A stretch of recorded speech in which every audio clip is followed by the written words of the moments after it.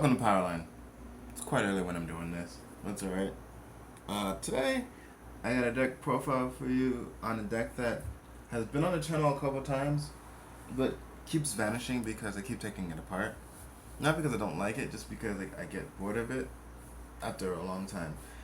The deck is somewhat still incomplete in terms of the stride zone, but that's okay. I can still play the deck and it's awesome. So, the deck that I have for you today is none other than Shirayuki. Now you're asking, why Shirayuki? The card's bad. Well, the card's only as bad as you make it out to be. You know, there are cards that are actually really, really good. The reason why I like this build for Murakumo is I like the idea of just a pure defensive clan, and with a lot of the cards that are coming out right now, especially with like Gurgwit, being like a more sort of offensive/defensive deck. Shirayuki and Murakumo just are the personification of a defensive deck. I felt like that's where they should have taken the direction of the clan, but that's for a whole different video. So, without further ado, Shirayuki. So, disclaimers, I apologize. I may butcher a lot of these names. Forewarning.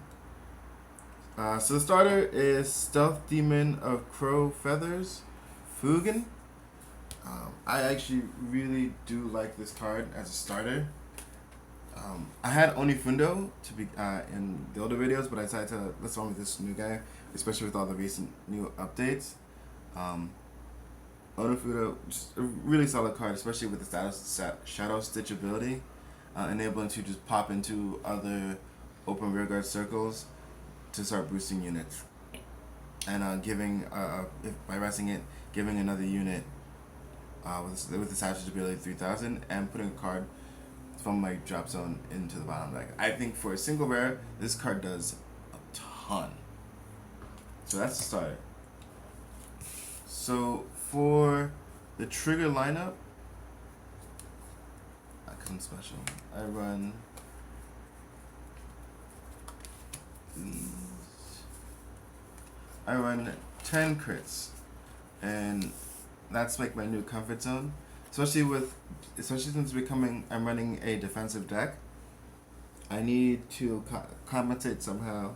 So I went 10. I should have went 12. Oh, sorry, I didn't see that. I should have went 12, but I'm alright with 10 because I have to run 2 something else to compensate for this deck. I run 2 stands. Again, the reason why I'm running 2 stands is because I have to compensate for a lot of the abilities that this deck has. So with her ability to counter charge and soul charge helps a lot of the cards that I have come into play abilities I have to use my soul for. So I have to compensate somehow. And she goes back into the deck and she has a Savage ability. So alright with this. And lastly, you guys saw, because I messed up, but it's alright. I run 4 heal triggers. Nothing too different. And you're wondering, Sky, why aren't you running the new heal trigger? And that's because this is much cuter. I like it just on its art. Hate me. Gilmans, oh my goodness. Alright. Grade 1s. I run 4 Lake Divers. And I have the new art in here. I do have the old art, but I like the new art better for some reason. Definitely a great card. Helps clone itself, and also enables plays, especially with certain other strides that I have in the deck. It's just a really, really solid card, and maximize the F4.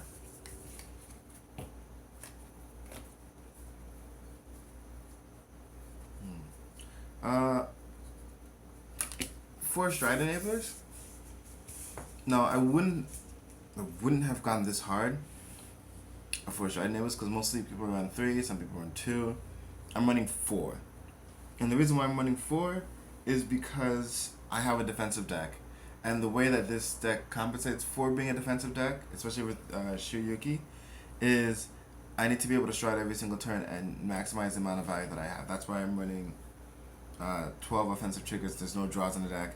I just have to make do without it. But I need to be able to stride every single turn, so I need to maximize. So with 1 grade 3 on the Vanguard, that leaves me now 8, 7 plus 4, 11 cards to stride, to use to stride with, without using the 1s and 2s. So that's why I maximize the amount of stride enablers. 2 limit break enablers, because Shirayuki is a limit break Vanguard as well as the alternate Vanguard in Kasumi Rogue. So I want to be able to use them whenever I can, especially if I'm at low damage.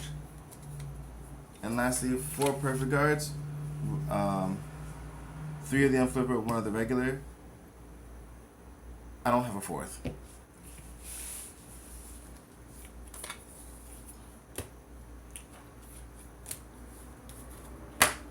Grade 2s. This is where things get fun. 4 of Stealth Rogue of Night Flowered Hat, Fujimo. She has an excellent ability when a copy of herself comes into play. She gets 2,000, and the ability of when she hits, she can countercharge. So an excellent ability, especially when teamed up with a lot of the strides that are coming out. The ability from her is severely different from the one that just came out in the technical booster. In the BT03, there was a focus on just cloning cards and getting effects on multiple things, while this one is, this set, there's a more focus on just not hitting. So it's kind of weird between the two, playing the 2 different abilities in the deck, but I figured it'll work. I play 4 of Stealth Dragon Yasha Bayashi. Oh my goodness. Excellent card, excellent card. Again, right now you're seeing the cards that aren't sleeved. That's because I just put together the decks and I decided to might as well just do it the way it is right now. This is one of the cards that costs a soul, so that's why I have this Centric in there. When it's placed on the Vanguard, give it plus 2k. Acquires a red text of Shadow Stitch ability. If it doesn't hit when it attack the Vanguard, counter charge 1, and another one just gets plus 2k. I think it's an excellent card, to be honest.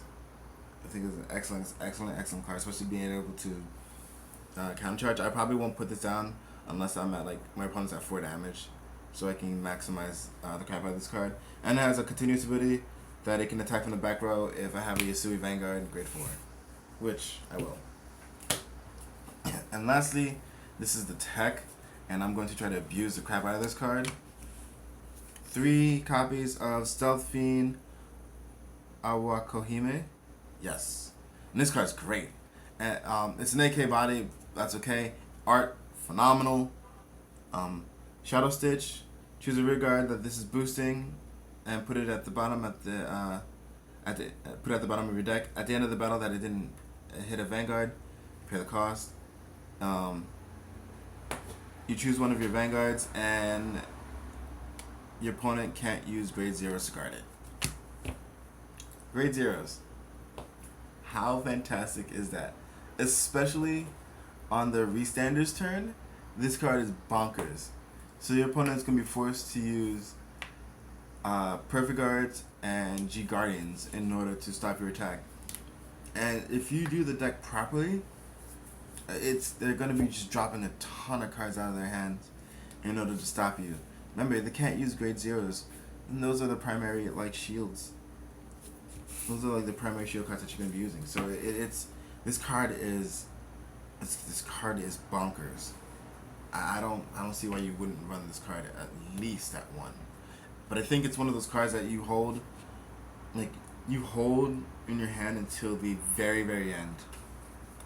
The absolute end, you hold that card, and then you show your opponent that you have it. Because if they see 1 in damage, or they see you ride 1, they think that, oh, you only take that card in. But I run 3, because I'm a deviant. Alright, grade 3s. I got this card. It's pretty cool. Covert Demonic Dragon, Kasumi Rogue. This card is the ultimate Vanguard to the deck. I really do like it. For its limit break, counter plus 1. When a unit is placed on the G guard from your hand, you may pay the cost, which is counter plus 1. Choose a card from your deck. Choose up to one card of the deck with the same name as that on the unit, as a guardian, and you can call it to the guardian as rest and shuffle your deck. And then its act ability: choose one of your grade 2 or greater rear guards, search for one card with the same name as that unit, and call to rear guard, shuffle the deck. As in turn, you put it at the bottom. So 2 different abilities. One gives you an extra card during your main phase, if it's just this guy and you're not striding. And the ability that really impresses me the most is the top ability with the limit break, being able to clone your guardians. So it just shows the emphasis of the defense of the deck. And lastly, the prettiest girl in the world, Shirayuki. Fantasy Pelstorm Shirayuki. She has the Lord ability, which makes her butt cheeks. But you probably aren't going to be mixing her. Her limit break is amazing. Counter plus 1. You choose a copy of herself and you discard it. At the beginning of the guard step of the battle that this unit was attacked, you pay the cost, discarding herself and counter plus 1. You choose the attacking unit and it gets minus 20k until the end of turn. Minus 20k. Oh, excuse me, until the end of that battle. That is sick. That is absolutely sick. You just deny a person entirely. Now, the problem with this card and this deck is if these cards aren't in your hand or in your deck to acquire them, things go south really fast. You can see these in the damage zone, and that's bad, or you end up having to use 1 or 2 of these to stride, which is bad. But them ending up in a damage zone is probably the worst spot, or being permanently bound or vanish deleted. Those are probably the worst things, especially with the new starter. I can take them and put them on the bottom of I can take them, the ones in the graveyard, put them on the bottom of the deck, and I can keep them inside the deck, which is great. I think this is what Murakumo needed: a way to put cards back inside the deck. So this starter is amazing. That's why I want to rebuild Shirayuki, just because this starter helps the problem that this deck has. Because this deck can fight. This deck can fight most other decks by just continuously discarding Shirayuki. And if I put in more counter-charging units, easy this deck can fight. But it's not offensive, so which means now I wouldn't consider it a control deck, but now it becomes a tempo deck. I love Shirayuki. This is great. But you know what? If we're really being honest, and I know I'm running out of time in this video, I think this deck could be considered control if it's played properly. But that's neither here nor there. G Guardians. Screw. I want run up. Amazing. Helps increase those numbers. Next, I run 2 copies of Ambush Demon Stealth Rogue Shishizuki. This is from the new technical booster. It pretty much, you take one of your rear guards, throw it into the Guardian Circle, then you go into your deck and get a copy of that unit. Call it to the G Guard. The card that you throw into the Guardian Circle from your rear guard gets 5k for a shield. And I run 2 copies of Ambush Demon Stealth Fiend Hooligan Wig, which pretty much when it's placed on the Guardian Circle, which is one of my greater 1 or greater rear guards, search for a copy of that card in the deck and call it to the rear guard. Call it to the Guardian Circle, and then when it dies, after the Guardian is done, it goes back into the deck. So I run 5 G Guardians. That's a nice safe number.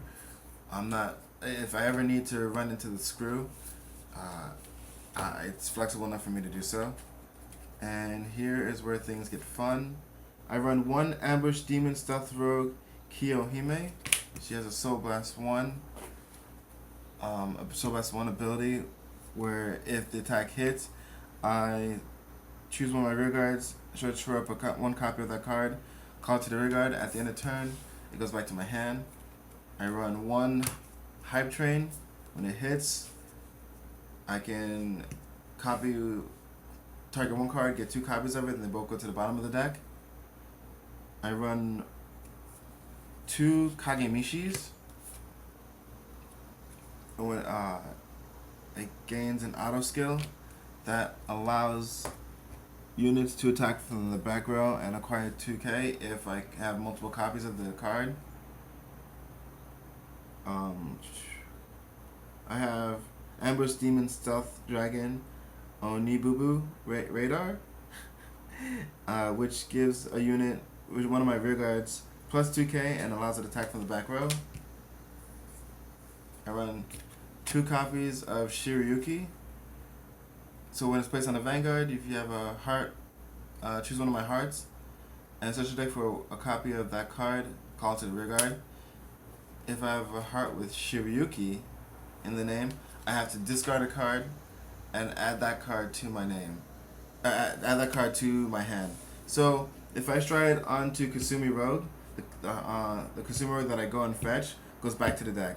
But if I stride on Shirayuki, I have to discard a card and the Shirayuki goes to my hand. Now most people would consider that bad, but you have to understand, I'm grabbing Shirayuki. Like, whatever card that I'm discarding from my hand is pretty much irrelevant because I'm getting a card that gives my opponent's Vanguard or attacking unit minus 20k. I think it's okay.